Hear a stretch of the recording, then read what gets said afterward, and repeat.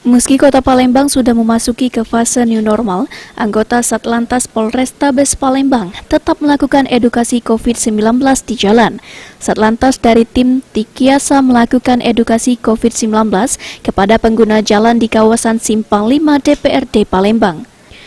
Koordinator Edukasi COVID-19 dari tim Tikiasa Polrestabes Palembang, Aibtu Mukhtasor mengatakan kalau tim Tikiasa memberikan edukasi kepada pengguna jalan untuk tetap menjaga protokol kesehatan. Selain memberikan himbauan untuk keselamatan berkendara, tim Tikiasa juga memberikan masker kain ke pengguna jalan.